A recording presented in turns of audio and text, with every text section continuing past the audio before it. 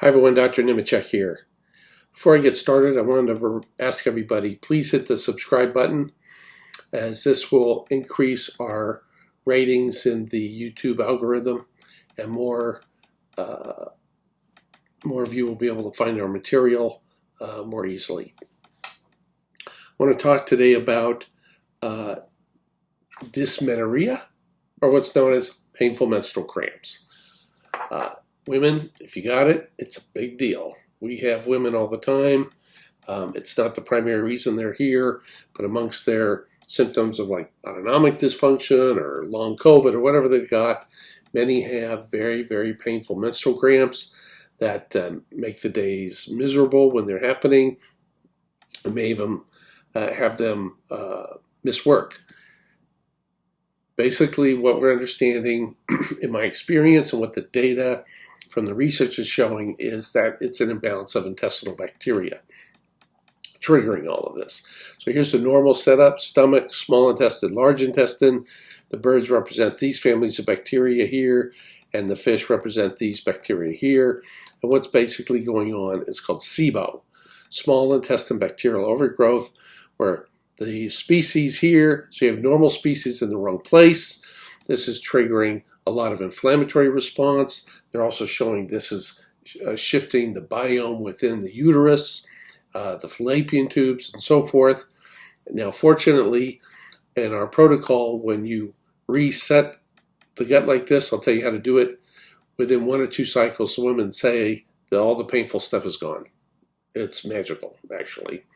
And so, what am I talking about? Well, we have papers now starting. This is earlier this year. High prevalence of small intestinal bacterial overgrowth, SIBO, in endometriosis patients. So this is even beyond just dysmenorrhea, painful. This is dysmenorrhea from endometriosis even. And here they're showing about 91.9% of the women who had endometriosis had SIBO. Okay? Now, what do? Well, here's one study showing if you use this antibiotic, ignore this as a long-term drug you would need. Levofloxacin is an antibiotic that can help reverse SIBO, and they're showing in this study a dramatic and clinical improvement in the patients. Now, the problem with levofloxacin, it's part of the quinolone family. Repeated use of these antibiotics can sometimes lead to the rupture of your tendons. Okay, so occasional use is safe, but if you're relapsing a lot or need it on an extended period of time, it's not good to use. What we recommend is the Rifaximin, 550 milligrams twice a day. It's a non-absorbable antibiotic that basically the only thing it can do is balance your intestinal bacteria. And if you've had this for, generally, just say 6 months or so, you only need about a 10-day course of this. If it's longer, I generally find that a continual, so like twice a day, nonstop for about 4 months is required. The symptoms get better within a month or two, but what's happening is women might relapse more quickly if you don't treat it this way.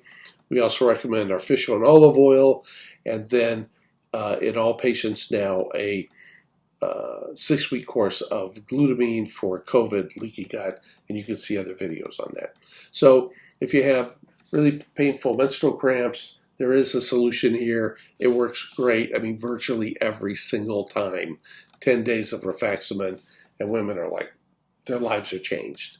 So that's all for now. Again, thank you for hitting subscribe, and we'll see you again soon. Take care.